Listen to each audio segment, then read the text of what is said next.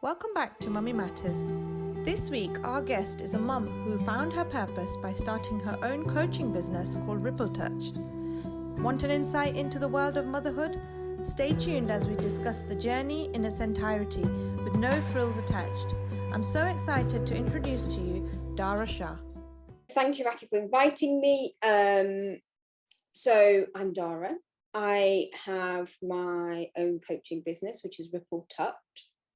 As a person, I'm an NLP life coach, and my business offers two parts. There's two parts to the business, if you like. One-to-one personal coaching, and that's one area. And the second part is providing health and wellbeing services in GP practices.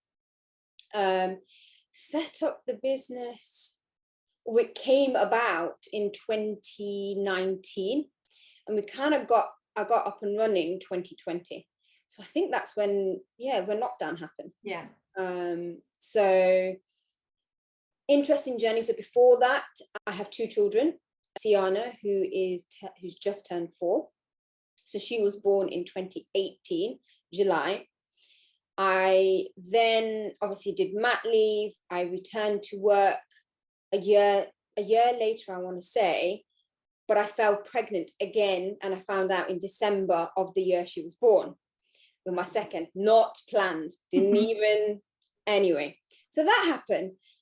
So basically what ended up happening, I was working in banking at the time. I was off for maternity leave with Sienna. I fell pregnant again. I went back for 3 months. Was offered voluntary redundancy. I took it because I'd done 10 years. Yeah. And then I went on maternity leave with Dean, who is going to be 3 this month. So and then November of that year he was born, Ripple Touch kind of came about. So a full-on journey for the last, I kind of throwed myself in it since Dean was born, so 2019 I would say. Yeah. Amazing. So that's me. How did you think up of Ripple Touch? Like, what went through your mind? Because obviously you have had your little ones. What kind of was going through your head at the time? Like, did you want to go back into an employment as such, or did you want to just start your own business? Or so as a professional, I've always wanted to work on my own, and VR kind of gave me the baseline, because in my head I was thinking, right, this is going to give me X number of months so that I'm paid in effect. Yeah.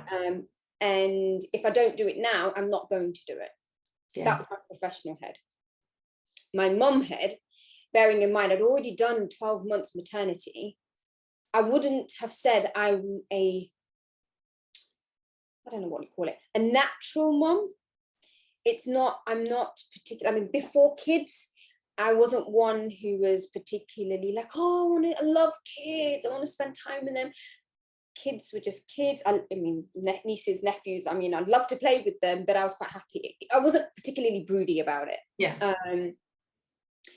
Then I'd done my maternity leave. And to be honest, the beginning 6 months, maybe less than 6 months, for me, it was quite monotonous. Because of the pace of life I'd had in banking. You know, I was covering multiple areas. I was traveling. I was coming home and I would be working. I was like super absorbed in my work, right? And then to go from that, had a great pregnancy, great, even had a great birth, but to then go to feeding, cleaning nappies, cleaning, burping, the constant, like, it didn't use none of my brain. Like, I was just like, right, there's got to be more to life. After 6 months, they start moving, they're talking, they're more interactive, and it's great. But a part of me felt quite dull. And I think that's, when I reflect now, I think that's where it starts from. And then obviously I fell pregnant in December. So it was like, my body's recovering. I'm now not recovering, I'm growing again. And at the time I remember the day before I'd gone to a yoga class. I'd just thought, right, now's the time, I'm going to start getting back into shape, end of the year, start the new year running. I went to a yoga class And I gave it my all. Yeah. The next morning, I felt like a card run over me. And I was thinking, something doesn't feel right. So obviously you do the test and whatever else. And we found out I was pregnant. Now, part of me, if I'm being honest, was like, shit. Yeah. Wow, I've got to do all of this again. Yeah. But part of me was really happy because the practical head was thinking, God, two together, close together, crack it out. Ain't having any more. It was almost like, this is not happening again. We're not making this mistake again, if you like. And did it. So I was already quite torn. But just the concept of, I'm going to have to do this maternity leave again, kind of daunting. So then got pregnant, growing. Sienna's still small, really small. Yeah. She didn't start nursery till 10 months. So obviously that was already a strain. I was quite exhausted. So in that respect, when I think about it, it was good I wasn't working. But on the flip side of it, I was dulling. Yeah, because there was nothing else in my life. Yeah. I couldn't go out and recover my body. I was pregnant. I was looking after a baby and, you know, enjoying those interactive moments.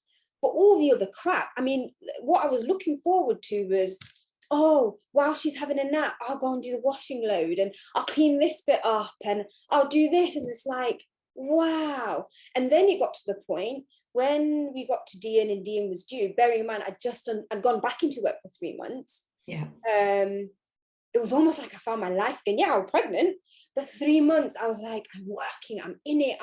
I probably did so much work in that 3 months. It's almost like I was catching up on that time I'd lost in my head. Then VR came. And I was like, I've got to take it, because if I don't, I'm never, ever, ever going to pursue something different. It's never going to happen. So I took the punt and, you know, my husband was supportive and it kind of made things a little bit simpler in that respect, because we were going to have Dean, and the business I work for were really generous because they accommodated my maternity pay as well as my VR pay. So it was just so incentivized that it just made sense to do it practically. Yeah.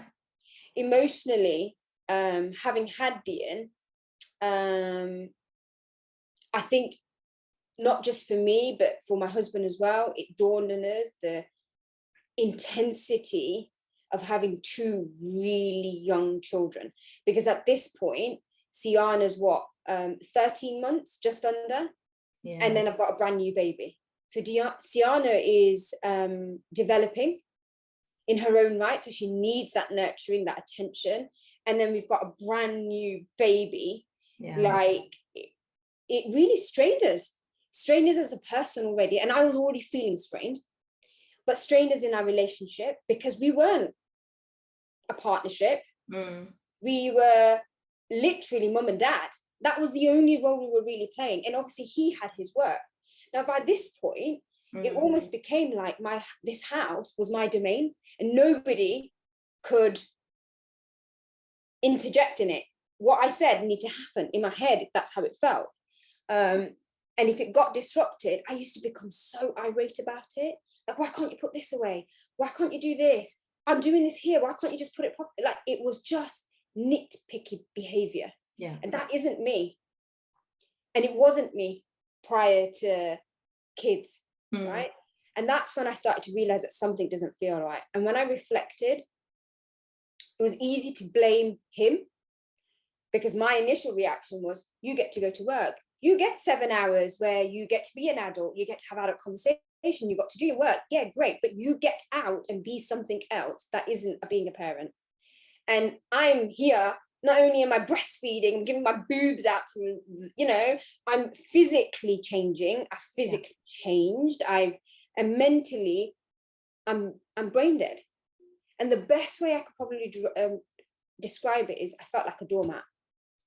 Initially, I felt like somebody else had made me the doormat. But actually, I'd become the doormat of my own doing. And it was so difficult because I came to realize that something had to change. And the biggest epiphany of my life is that if I want to be the best version of being mum, I had to find my own individual identity and purpose. I love that. And that's probably the thing that kind of hit home to me, that, you know, we have so many roles in our life. Yeah, we can reel them off, right? And often when I do this kind of work with people, they will reel off, I'm a mom, I'm a daughter, I'm a sister, I'm a friend, I'm a professional, I am this, I am that. They can reel it off. And yet they all forget the most obvious role in life. Nobody ever names themselves. Nobody ever says Darah or Aki. And that's the role that feeds everything else. So true. First thing we let go of is ourselves. Because we think, oh no, but I need to be there for my child. It's my responsibility. You know, we've brought this child into this world. Yeah, you have. But that person who brought it in was you as a person. It didn't just a role appear, you created that role, right? Yeah. So, you know, we talk about this concept of, I feel guilty. Why should I be thinking about this? This baby is helpless. They can't do anything. They're not, you know, they can't look after themselves. Yeah, but you can't look after mum if you don't look after you. And that's the biggest thing I kind of check in with myself. It's that reframe of thinking of, what does it take for me to be the best version of me, so then I can be the best, I can give the energy I need to give that best version of mum. And that's the thing that I kind of ask myself all the time. Now, not every mum or parent is going to think, oh, well, actually, I agree with that. Some people feel that their purpose, they are energized by being that mum figure. And that is their core purpose. That's what they want. That's their purpose. That's what they've always wanted. And there is nothing wrong with that. What I am saying is asking yourself the question, what is my purpose? What is making me fulfilled? And is it making me happy? Is the question that we miss the most. And if you then choose, I want to be a person, I want to be a full-time mum, it's what I want, or I want to be an entrepreneur, I want to start my own business, or you know what, I want to work for a business and I want to switch off from it and I want to come home and then I can be mum again. That doesn't matter what that looks like, but simply knowing that's where you want to be by choice, not out of demand or necessity, allows you to stay closer to recharging yourself and filling your cup up as an individual. You know, yes, we have responsibilities, financial, children, all of these things, but ultimately all those roles that you have, if your self becomes impacted, whether that's physically or mentally or both, because they all work together, right? Your mind influences, it shows up in your body physically, you know, stomach inflammation because of stress or something else, or you have a physical condition that impairs your resilience in your mind. They work unison. They both have to be kept healthy, right? So, you know, you have to recognize that if they're not being nurtured, you are not going to be able to go out to go to work. You are not going to be able to be that best parent or mother, right? So unless you start putting yourself first in the pecking order, maybe most of us women probably need to even put ourselves on the pecking order first of all before even getting it to the top. Then you're going to start looking after it. The only thing that is the anomaly here in my eyes is we all have different limits. So some will have a limit of 6 months or 6 days, some will be 6 years down the line. But if you keep repeating it, eventually at different points in all of our lives, you will have your version of what I call my crash. You could call it anxiety, you might call it depression. I don't think I was depressed. I think I had my lowest point in my life. That's how I want to reframe it in my mind. And that lowest point in my life gave me the opportunity to pick myself up with purpose and healthy boundaries, whether that is with my children, my husband, or my work. One thing now, I don't feel any level of guilt anymore. I mean, they say, don't it, once you've hit the lowest level that you're at, the only way is up. You can't go anywhere else. So, you know, exactly, work your way up. And sooner you acknowledge that and acknowledge where you are and why you are where you are, what's missing, you can then do something about it. But I think interestingly, we struggle with that because what we do is we know what we want maybe, But then comes the consequence of those decisions. And those consequences not always good.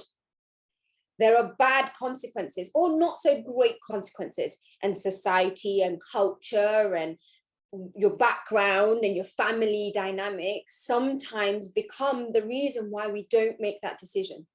And we say, and all you mums out there, I apologize if this takes any offense, but we say it as, well, I can't because, my family, my this, we have a reason. For me, that's my excuse. I'm making that excuse for myself to justify my belief system that I cannot do it. And when you stop and think, actually, I can, but I have to accept the consequence that I'm probably going to piss people off, right? Am I willing to take that consequence? Does it mean that just because their background and the way that they've been brought up, they're not going to agree with it, but that doesn't necessarily make it wrong, and it might make them feel uncomfortable? Am I willing to tackle that battle for that happiness for me? Yeah. You then have to make that decision. It hasn't been hunky-dory. I mean, me and my husband have had some pretty tough times, but do you know what? It's corny as it is, we are stronger for it. And we've got healthy boundaries now. And I say this, and I say this truly, there is nothing in my kid's life other than combing Sienna's hair. There is nothing that I do that he can't do. Nothing. And that's because I've wanted to set that boundary. And that's because I've been fortunate to have that person with me who encourages that way of thinking, because that makes a difference too. Yeah, definitely. Right? Because unless that other person's there to support you, encourage you, or flex with you, it's not an easy journey. Yeah, you need progressive people around you. I think that's the thing. There's a saying, behind every successful woman, there is a progressive man. I cannot remember off the top of my head who that was that said it, but it is super true. Yeah. Behind every successful woman, there is a progressive man. What kind of boundaries have you set, first of all? And how have you set it? So one of the boundaries one of the kind of agreements that we had was when lockdown happened, we could have sat down and said, lockdown's happened, Vish is at home now, so he's going to be working and I've just got to look after the 2 kids. Instead, we devised our timetable so that he got his block time to do his work. He had to make adjustments with his work and he was able to, which then gave me designated boundary time that I was left to go and build my business while he looked after the kids. We planned it. And when I say planned it, I mean, we had a calendar, we had a piece of paper, we blocked out time, right? We make a point to regularly sit down and talk about check-ins. So we sit down and we'll say, right, so have you had time for yourself this week? Have you gone and seen your friends? What have you done? Right? We check in at those points to say, okay, what's happening? And if I'm feeling like there's something doesn't feel right for me, we're communicating that.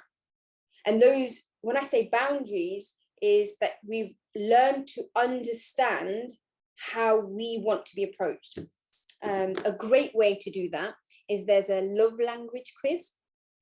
And it tells you what the other person, how they want to be loved, right?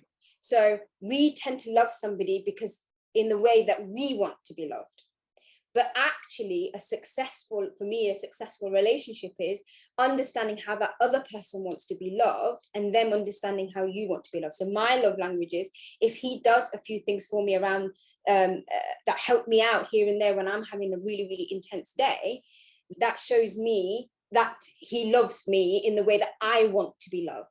Whereas my husband's love language is completely different. It's more verbal. And so therefore we make a point to make sure that happens. Right? But we have continual checking points. And the boundaries we set is with the kids, any decision that makes, we have our individual opinion, but whatever decision we decide to, whether it goes with his opinion or my opinion, that becomes our opinion. Every discussion with the kids is collective. We give permission to each other that if one's not being present while we're with the kids or something like that, then we give permission to be able to tell each other that. Yeah, because sometimes, something that comes up into my mind is, sending a kid to 10 months in nursery. Most Asian parents, my parents for sure, were like, well, we can look after them. Yeah, you can. but you're not going to be able to give them the stimulation that they need, right? And, you know, that can be a big taboo for some parents and some families, right? Yeah. But what we really come to recognize, it's not about how much time, for us as a family, it's not about how much time you spend with your children. For us, it's about the quality of time. If you give yourself half a day, but you're constantly on your phone, picking up phone calls, doing this, doing that, then for me, that doesn't feel right.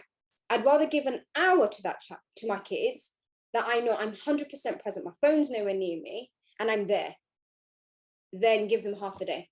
And that's where then you have time to create purpose for you, because you're not feeling that guilt of, oh, I haven't spent any time with my children. My kids go to nursery from 8 till 4:30. They come home. When they come home, it's very rare, unless something crops up randomly to do with work, it's very rare that many people will be able to get in touch with us, because we're there with the kids. Read books, play with them, eat, whatever it is. And then when you think about time as quality, you then recognize, well, actually, I can only give 2 hours. I've got 5 hours, but I've only got 2 hours. That 3 hours where I'm not present with them, what can I do that stimulates them, but then gives me that 3 hours for me to go and do what I need to do? Whether that's running on a treadmill, doing adult coloring, listening to a podcast while you're cooking the dinner. I don't know what that is, but we all have the time. Yeah. It's how you're using it. And it's making that time as well. Like I've said it before in one of my other episodes, that we always schedule time for other things, like whether it's meetings or, you know, meeting people or, you know, doing things. We always schedule it in, but we never schedule time for ourselves. It's always like, oh, we'll get everything done. If we have time, then we'll get this done. But it's never like proper scheduled time that, okay, from this time to this time, I'm doing this for myself with no distractions. Like we never do that. No, you don't. How many people look at their week diary and say, right, okay, where have I got time for me and my friends? Where's the opportunity? Where's the time where I'm going to spend some quality time with my husband? Where's the quality time where we're going to collectively spend time with family? Where's the quality time? No, they don't. You're right. They schedule all the engagements for meeting, cleaning, need to do this task, shopping, blah, blah, blah, blah, blah, blah, blah. Right? And then when you do these things, it comes from a place of need. Yeah. Have to, must do. It doesn't come from a place of compassion, love, want to, like to. When we do something with like to, want to, you will sustain it for a lot longer, because you're not making a demand from it. And actually, from experience, with people I've worked with in my own life, when you demand something of yourself and it comes from a place of force, if you like, that's where you get those moments where that exhaustion happens, that overwhelm, that anxiety, that lack of resilience, impatience. You almost like, God, why am I being impatient about this?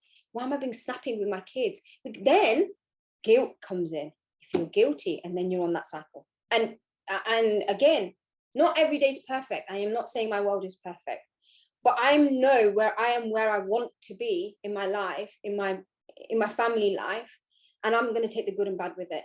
It's not. There's no perfection. There is no perfection. It's being satisfied in where you are, and the only way you're going to do that is being able to satisfy yourself as a person, as an identity, as well as those other bits that you do in your life, professionally, as a parent, and all the other things. I think with that as well, you need to have moments where you're doing things that bring spark into your life, like whatever that may be, stuff that that makes you happy. Because I think it's very easy to be doing things that you have to, like you're saying, you have to do. But then that's what's actually going to make your lifestyle really monotonous. Like you're just not going to enjoy it. You're just going to do it because you have to do it. There's nothing like that's going to bring spark into your life. And for me, this is what this is like, you know, talking to you guys, you know, doing my mommy blog, all of that brings spark into my life. So there's times like I will get up at silly times just to get things done, but it doesn't feel like a chore because of the fact that, you know, I enjoy it. And there's this thing, isn't there, that if you love what you do, you'll never work a day in your life. Yeah, and it's so true. And that's what it is. It's just about finding those moments and finding out exactly what makes you tick, and then putting them into your, you know, daily thing. Like I do that. I've started doing that. Because just like you, I was at a stage where I was just like, oh my God, this is like endless. Like every day is the same routine over and over again. And then by the end of it, I'm like shattered. And I was like, this isn't. For what? For what? Exactly. For nappies, feeding and Exactly. bathing? Exactly. There's nothing to it. But it's just this thing about, you know, there's nothing there that just sparks you. So now I make it an active choice every day.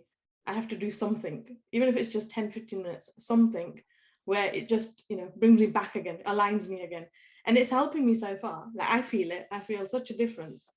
And Yeah. it's minor. It's really minor. Like literally. Yeah.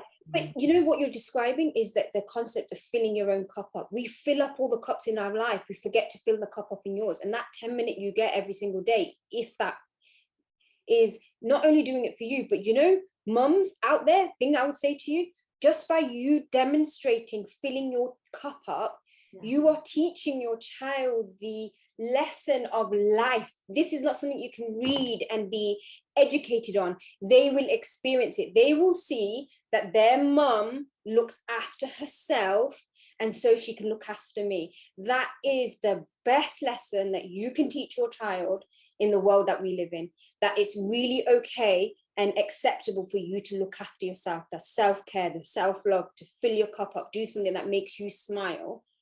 Kids are intuitive. They understand. They don't need words. They see it, they experience it, and they feel it.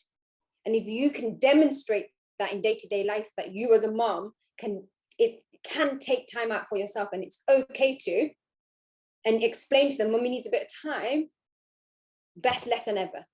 Yeah. Ever. Because they'll take that everywhere in their life. And they'll respect you more for that as well. This is the thing about it, that they will respect your time. Exactly. They'll respect who you are as a person. They'll look up to you. And that, I think that's the biggest kind of compliment you can get. If your children are there and you're literally like, they're looking up to you and they're taking an active role in making you feel happy. Like they know that, oh, okay, mommy needs this time to feel happy. They'll understand. I get a happier mom. Like it's a win-win situation for me.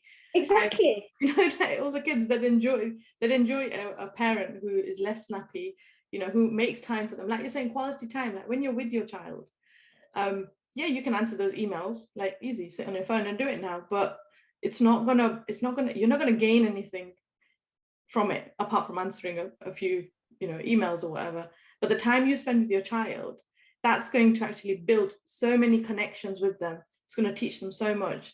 And in time, it will actually affect who they are. Yeah. And I think that's the biggest thing that, you know, as a mother, if you sit there with mom guilt, like we all have it, right? We all go through it. Yeah.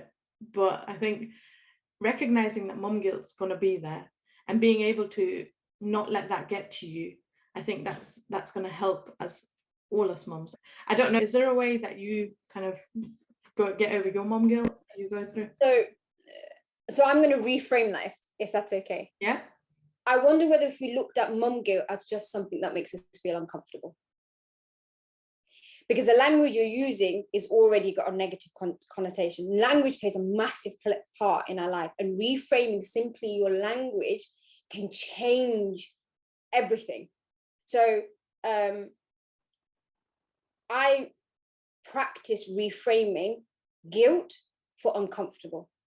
Everything we do when you are pregnant, when you have your child for a year or however long you've had them off for maternity, whatever that looks like, everything you've done is done through repetition. Mm-hmm. There'll be a first time, but you would have repeated it again and again and again and again. It's habitual. It becomes a habit, right? The concept of mum guilt, the more you repeat it, the more it becomes reinforced. Yeah. However, that concept of getting comfortable with being uncomfortable, if mum guilt, you can reframe it and say, do you know what? I don't feel guilty. I'm just feeling uncomfortable because I'm not used to it. Eventually, it will just go down because it's not guilt. It's just uncomfortable. And when you're uncomfortable, that means you're having growth. That's where you are growing as an individual, whether it's developmental, professionally, personally, it doesn't matter. You're getting growth. So I would say, try and reframe as a first point of call to say, I'm actually feeling really uncomfortable because I'm not, you know, for the last year, I haven't had to think about me. I've not made myself a priority, but now I'm feeling uncomfortable because I am now thinking about me. And that's probably where I would probably look at it. I mean, we talk about language, you know, when a child says, "Mummy, I can't do this." And if you simply just put in "yet," it changes the whole sentence. It gives hope. It's not about giving that child, "You can do it." No, because that could create pressure. But what you're saying to them is, okay, fine. It's okay that you can't do it now. You will be able to do it eventually, at some point. It gives hope. It gives options. It doesn't make it a definitive close. And simple things like that then gives you, you know, when we practice, "I can't do this, and this for this reason, it's not happening." You are repeating that to yourself. You are training your mind. You are programming your mind to focus simply on what is not possible. And all that energy you have is going into a place where it's not moving you anywhere. Whereas if you simply ask yourself, okay, fine, this isn't possible. Let me write it down. These are all the things that are on my mind, and these are the things I want to do. Right, which one of these are my non-controllables? What am I left with? These are the things I can control. Right, what one next step do I need to take that's going to help me just move that little bit further forward for me? And I think it's hard, but practicing those simple things will help you move forward. When you're stuck and all you're focused on is stuck, like a camera lens, you're focusing and all you see is stuck. That's all you see. Whereas if you simply zoom out a little bit, you see stuck, but you see some other options. It gives you hope. It gives you options. And that's how I could probably say it. And that's how I'll probably describe how I made the choice to turn it around. That's not to say the challenges haven't happened. That's not to say that there's been difficult moments. That's not to say there's been conflict with relationships. But it was all acceptable because I knew for me it was the right thing to do so that I could be a good mom. I would say that sometimes when we think about change, we want to do something quite drastic. And then it almost feels like it almost turns into a task and you make it happen, right? So then that concept of where's it coming from? Is it a demand or is it coming from a place of want to? And then if it becomes a task, then what happens is something will happen and it will throw you off and they'll be like, "Oh, that didn't work." Whereas if you take something really, really small, take a small change, even if it's simply sort of saying, right, every time I say to myself, "I can't," I'm going to catch myself. I'm going to say, "No, actually, what can I do?" I'm going to change that statement. And that simple thing, with repetition, you are not only verbalizing that change in terms of your approach, you are teaching your mind to see the possibilities, which you haven't probably already done for a very long time. You know, and that's probably where I would start. I would start small from my experience. Don't try and do too much too big, because then it becomes quite big and too much to handle. Whereas if you do small shifts, I think it works, because you're giving your mind and your body time to adjust to something foreign that you haven't done, that uncomfortableness. Feel it, but it doesn't have to be so intense and overwhelming. Yeah. It's just finding your limit. I think over time as well, you kind of not get used to it, but you kind of like, it's there and you know it's there, but yet it's not going to affect you to the same level. Yeah. As maybe like if it's like you're saying, if it's like on your mind all the time, like, "Oh God, I've not given my kids time," or "I've got to go to work, for example, I'm leaving my kids." Yeah. You know, things like that, like little things like you have to go to work in order to, you know, pay your bills. It's fine, like the kids will be fine, they're healthy, they're, you know, looked after, they'll be fine. I think that kind of mentality, because as mums we want to do it, or we want to create that safe haven for like our kids and, you know, have that perfect family life. And you know, I think a lot of moms have this expectation that everything's going to be really, really good. It's going to be really, like, before they go into motherhood, I've spoken to loads of mom. I think I was there as well. Like, you know, everything's going to be like so easy. Everything's going to be like looked after. There's going to be no like compromising. And then obviously everyone has to compromise and, you know, see reality that actually you have to work at it. It's not something that's just going to come easy. Exactly. And it's that having that ability to, I think we think structure and routine, it's defined, but actually it's there as a starting point, and then practicing that ability to adjust. So almost like saying, right, I'm going to have to nip out, this is dropped on me for my business, I need to go and do this, but what I'm going to do is I'm going to make sure I cut off at this point, and when I'm home That's it. Doesn't matter what comes, I'm just going to take the consequence, whatever happens with that. And it's almost saying that to yourself so that your brain starts learning, right, actually it needs to be happening. You know, a great way to do this is, and to reassure yourself, like one affirmation I use with the kids, especially before they go to bed, I always say to them, you are healthy, you are happy, and you're strong, right? But I'm not just verbalizing it to them. My brain's hearing it. Yeah. I'm affirming it for myself. And sometimes it's simply those habits that are really important, that it's not hard to do. It's not costly. It's not strenuous. It's just the repetition of doing it. Yeah. You know, and simply being able to say to them, you know what, today, I'm not going to clean. Who cares? I bet you 99.9% of the houses were like, oh my God, I need to clean. It's disgusting. They're clean, right? But we set such a high standard for ourselves, the standard we used to have when we didn't have kids, and you're expecting to maintain it without actually understanding and being compassionate to yourself. Now I've got children. Yeah. Let it go. What's going to happen? What is going to actually happen if there's a bit of dust? I say it will build their immunity. Right? Well, because what else is going to happen? If you have to pick up a takeaway, or like the food isn't the best, like it's not like a dal bhat shak rotli tonight, and you know what I mean? Like, who cares? Yeah. Are we all healthy? Are we all happy? Are we all strong? Are we where we want to be? Yeah, we are. Bathroom can wait. You know, it's not important. Who are you doing it for? I'm quite house proud. So when people come in around, I'm like right there, you know, want to clean it. But there's points where I just think, this is our working family home. If you want to come in it, you are absolutely welcome. If it looks like a shit bit, it looks like a shit bit because I've got 2 young kids. Go with it, you know? And sometimes you have to have that lax behavior so that you can live. Yeah. I think otherwise you just end up, you have that never ending. There's always something. Yeah. Always. I mean, I've got 3 kids and they're all under 9, right? Fair play to you. But literally, I'm like, I need a playroom where I can just chuck all the toys in, chuck everything and shut the door. I don't have to look at it. I go, until I get that, there's going to be toys everywhere. I'm going to have to be constantly picking things up. And it's about this thing, but it's jokes because I always laugh about this, that my kids don't remember to put their toys away properly, but they know like every single like passcode of every single device in the house. And it just goes to show that they're so used to just playing with things and just, you know, now it also tells you they're intelligent, they're resilient. Yeah, they know if they don't do it, someone's going to end up doing it, right? Mummy's going to end up. They're clever, right? They're smart kids. They didn't come pre-programmed, you know. They've observed this since they were a baby. So, yeah. I mean, honestly, the pressures that we put ourselves is just... Where do you think that pressure comes from? Do you think it's what we've seen our like sort of parents and grandparents do? Is it something that, you know, society is like showing us? Is it? I mean, all of the above. I think, you know, society, you know, Instagram, social media, this perfect image, you know, that 1 second of a snapshot of this perfect family that you get. You don't know what's happened before then, and you don't know what's happened afterwards. It's a second that you've taken. That's not the image, but that in somebody else's mind who's already struggling is thinking, we don't have that. But then when we make that comparison, you are feeling somewhere, maybe feeling, you will describe yourself as feeling here, and yet you're comparing yourself to somebody's up here right now in that 1 second snapshot.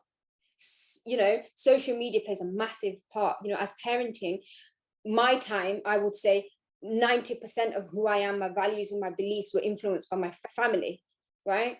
Kids now, I cannot say that as a parent, you have that much influence. You don't, right?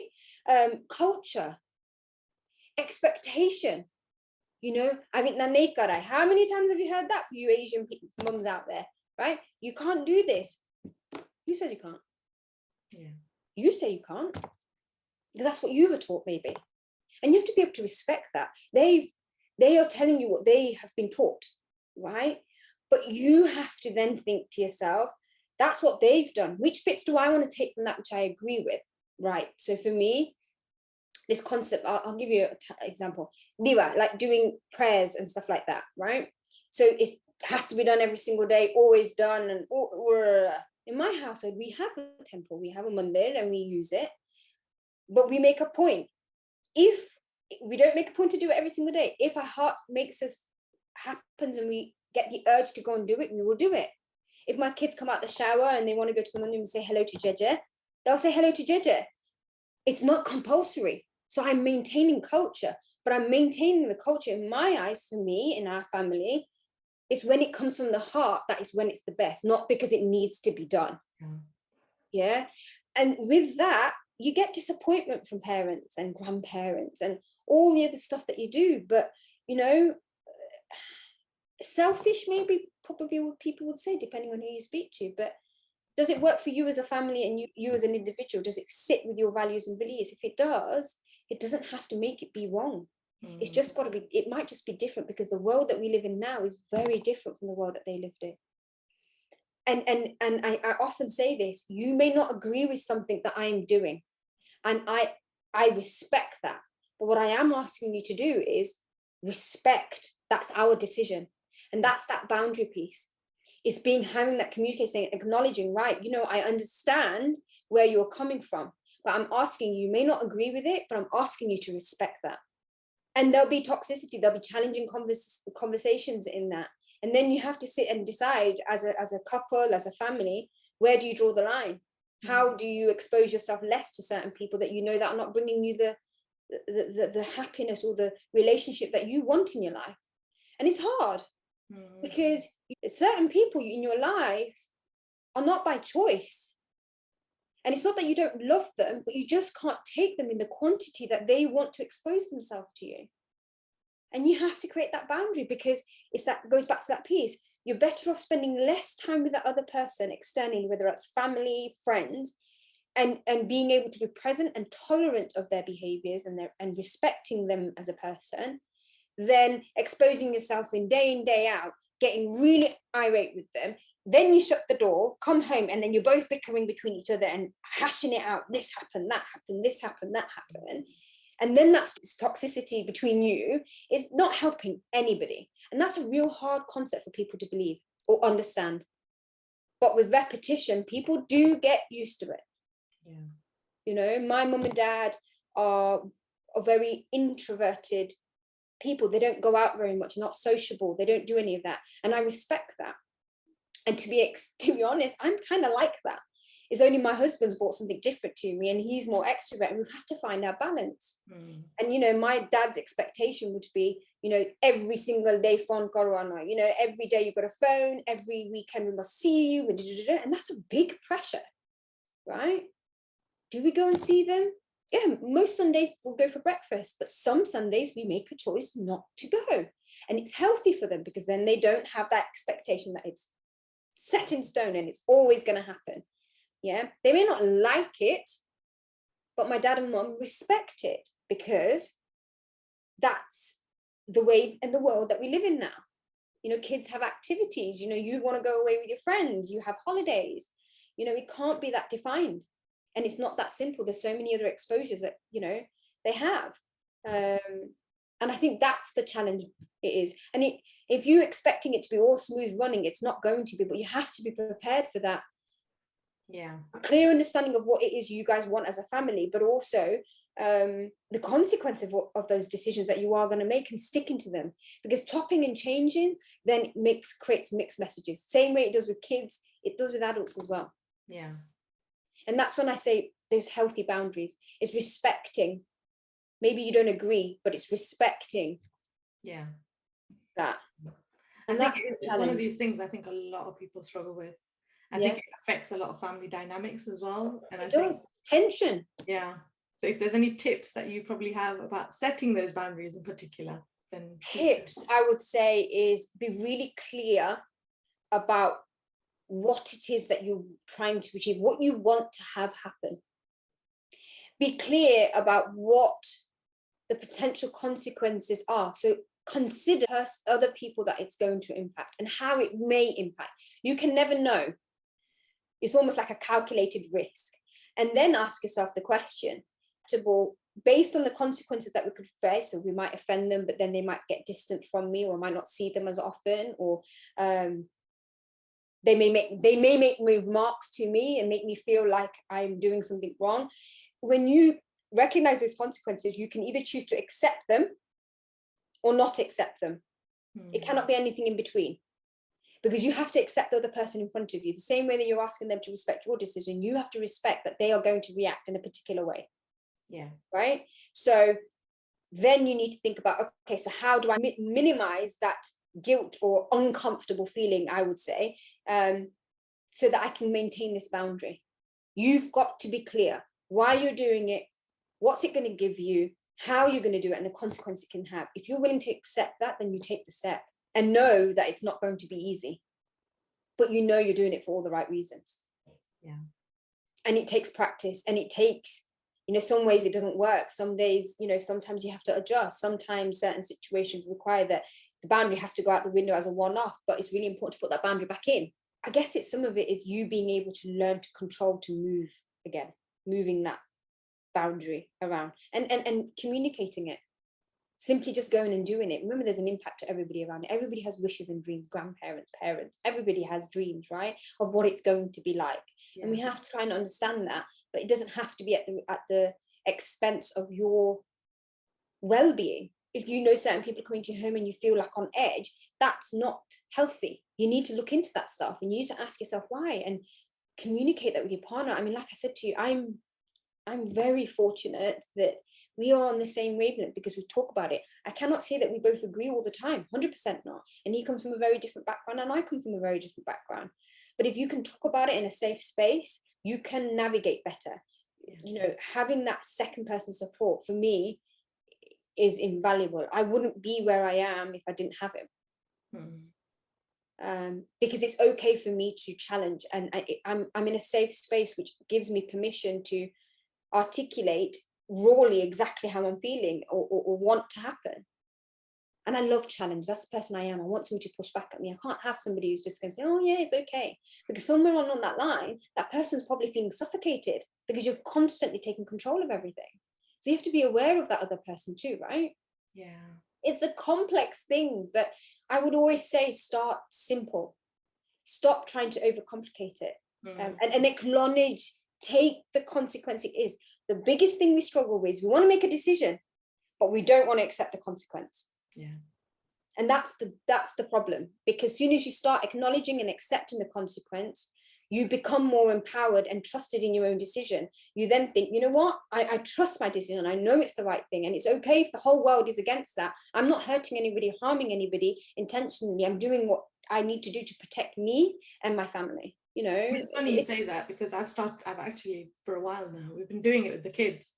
And I have this thing in the house that you make your decisions and you live by the consequences.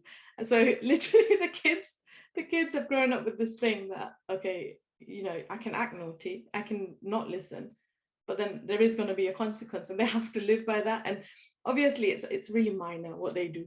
It's nothing compared to the adult life, right? But putting that in place, I think it just helps them understand and value the fact that my every action will have a reaction. So when I go out in the real world, if I want to act a certain way, that's fine, but I have to own that action.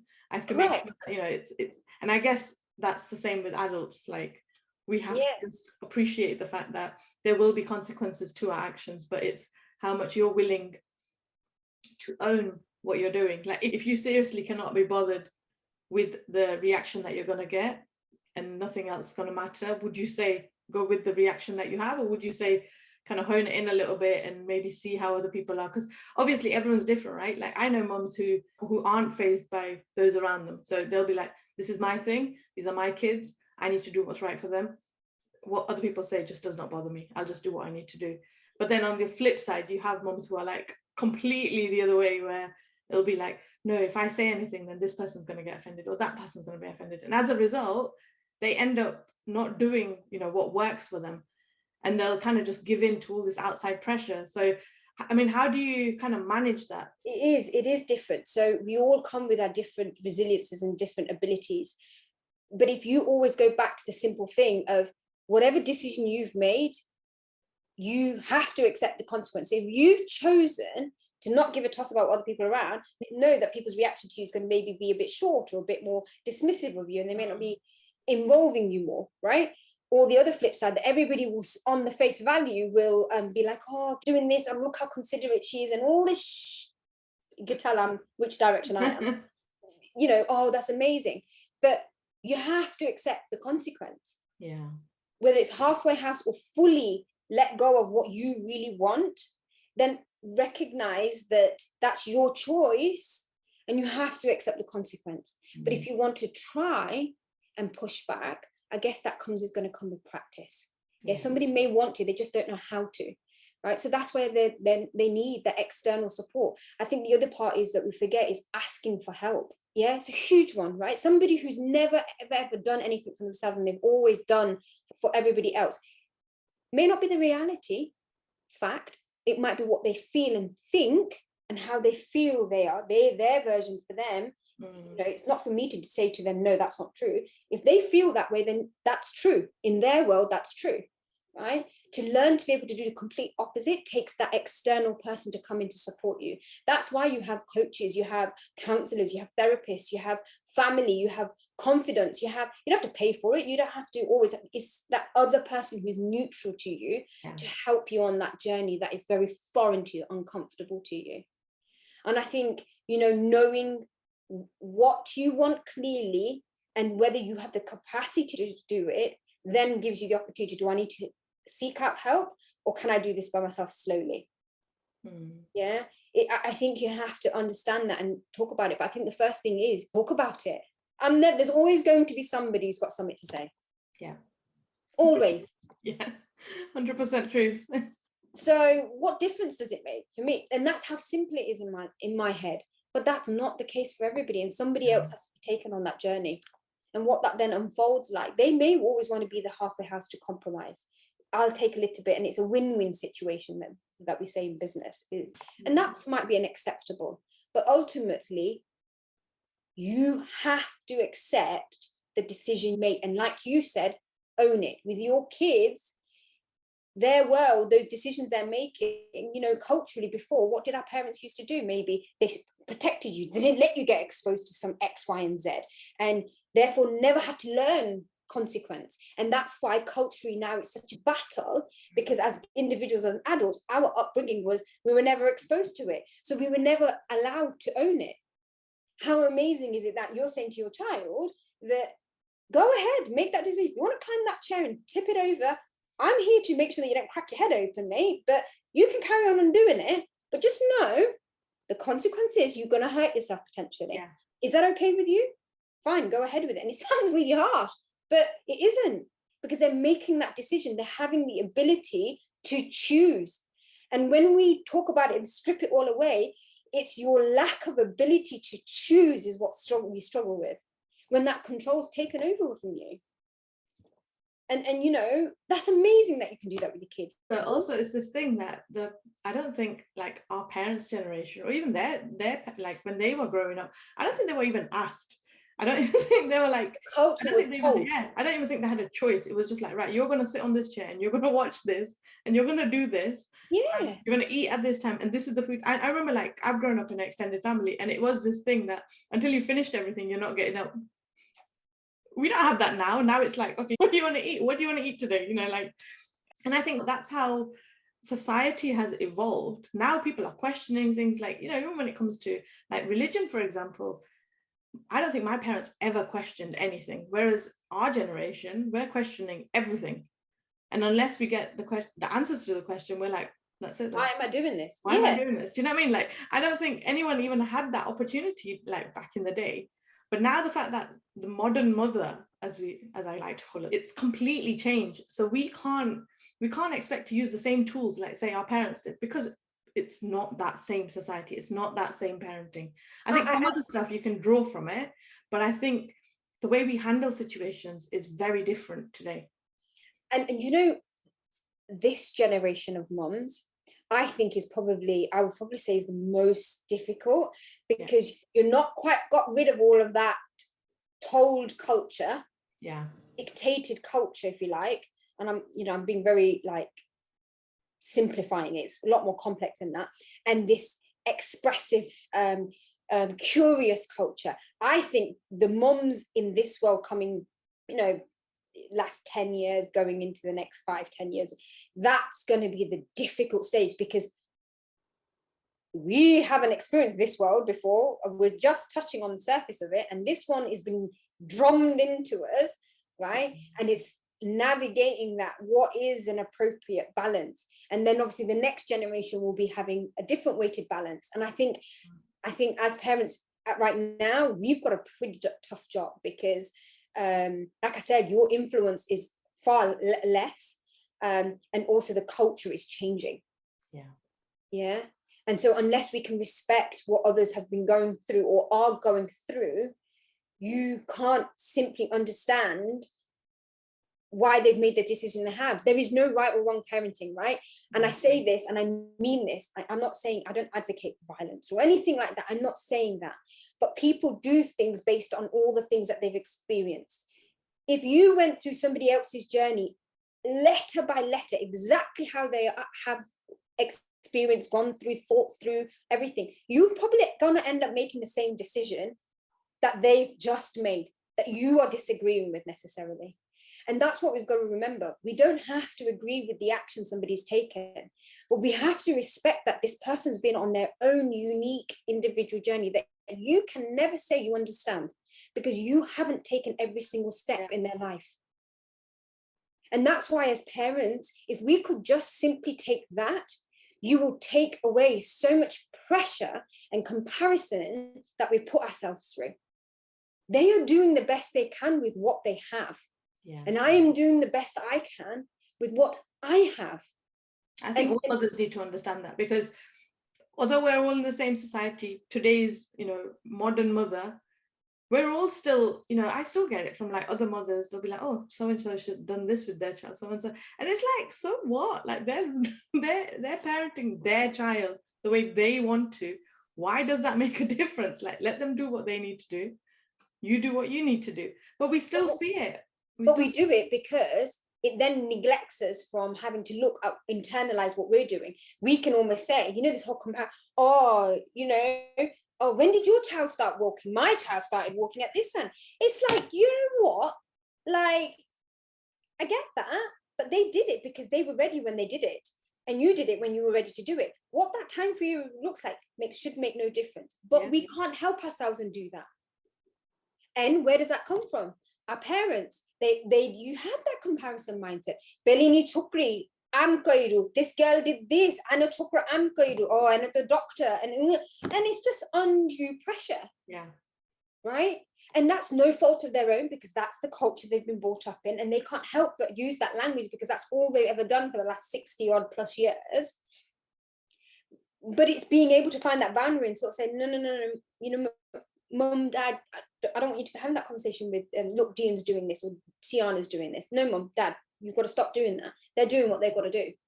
And it sounds stupid because they're only 3 and 4, my kids. And then you're thinking, well, actually, why does it make a difference what they're saying? But they're hearing this. And it's the hearing and repetition of that thought process and that way of thinking and that way of approach is what's going to harm them when they get older. And that's what we're forgetting. You might say, oh, they're only a little kid. What do they understand? And when people, everything. They understand everything. This generation seems to be so advanced. Like I was saying, like my son, he's going to be 9 like in a few days, and the kind of stuff that he comes out with, like it makes me wonder, like this guy knows so much more than I know. Like he's got an opinion. And I mean, I get told off sometimes by my 4-year-old, but I always say to her, Siana, you're allowed to give me permission. If mummy's shouting at you, you are allowed to say to mummy, stop shouting at me, and then I will talk to you. And that's what I will say to her, and she repeats it back to me. That's okay, because what you're doing is you're keeping the open forum, which in this world I think needs to happen, that they can articulate however horrible thing that is going through their head, they feel comfortable enough to talk about it. Because look at so much stuff happening in the world, right? So many people are not able to have that voice, and that's what's stopping them from being able to support that they need. I want to make sure that if they're not well educated or whatever their education qualification is, if they have the ability to be able to talk to me and tell me what is going on in their world, good, bad, or indifferent, I'll take that.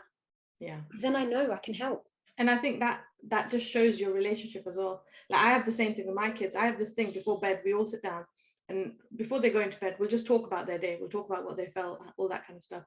And like, I always get told off for it. Like my husband's always saying, why are you doing it just before bed? Like you're making them think about all this stuff before bed. But it's like, it's the time where they probably feel the safest, because they're going into bed, they've got that one-on-one time, there's nothing else really going on, and it's the time they literally open up to me, and it's amazing the amount of stuff that they come out with. Like the smallest thing that I've probably missed in the day, they'll tell me about it, or this happened, or so and so made a comment and I didn't like that, and it just goes to show that relationship. Like I've always said it to them, I don't want that mother-daughter, mother-son relationship with them. I want to be the friend.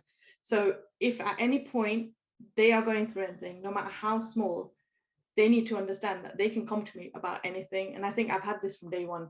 So even like my 3-year-old, we sit down and we have these conversations with my 3-year-old, and she'll come out with the randomest things. But I think it's a good thing to start with, like the next generation, because it does get them talking, and there's nothing better than opening dialogue about like what we're trying to do with this. Like we're trying to talk about things that not necessarily everyone talks about because they feel that they can't, or they feel they shouldn't because it'll upset the balance. But the fact that you're talking about it means that you care about it, you want to change. But Raki, when you strip this back, all those moments that you have can only happen if you, as the mom, is present and you are well in yourself. You're doing it. This is your forte, right? You are really, your journey is what's brought you to us doing this podcast today. Yeah, definitely. 100%. Right? So you have the headspace for it. You have that complete awareness, and it's in your consciousness, and subconscious way of thinking. But this is where it strips it back as a mom, or as a parent, whatever. You that can only happen if you are feeling well in yourself. Yeah. And there will be days where you're like, just get into bed. I don't want to talk. Just go to sleep, and I'm going. Right? And those days will happen, and that's okay. But that constant, we talk about this journey. It's not an ending journey. It's constant. Stop worrying about the end goal. Just think about your journey. Yeah. And as a mom, ask yourself the question, if anyone goes away from today, is what am I doing for me on a absolute core level? What's filling my cup up? Whether that's every day for 10 minutes, or if it's once a day, once a week, what am I doing to fill my cup up? Yeah. Because unless you start practicing that, at some point, you will hit your version of the toughest part of your life. And that's okay, because that has its own learning. But if you can kind of minimize that impact, and with the platform you're creating to share those stories, then that's ace, right? On that note, I just want to thank you for coming on the podcast. It's amazing that you're able to bring so much insight and just articulate exactly how we all feel, our day-to-day struggles. You've just literally put it plain and simple, no frills. And I love that that we can just have this conversation, and it's been easy. It's not been like, oh, I've got to think about what it's just flowed. We've just kind of just gone with it, and it's a bit too much. But it's amazing that we can connect this way. And that's the whole reason why this podcast was created, so that we can have these conversations, but at the same time it's not so like formal, because when I speak to other moms, generally this is how I speak to them. Like we have this candid kind of conversation, we just talk, it just flows, and it's a vibe. And I feel that I've had that with you, so thank you so much. No, absolute pleasure. Do you want to just finish off by just telling us how people can get in contact with you? Yeah, sure. I'm on Instagram under Ripple Touch. Got a website, emails on there. I would only say, whenever you reach out for help, make sure it's the right person for you. I am not everyone's cup of tea, and there will be other people who will be just up your street. So you've got, again, choose the right person for you. And that's not always necessarily the person that you are like. Sometimes having the opposite version of you is where it can move you as well. So like I said, any questions, Ripple Touch is the business name. Just shout out, get in touch.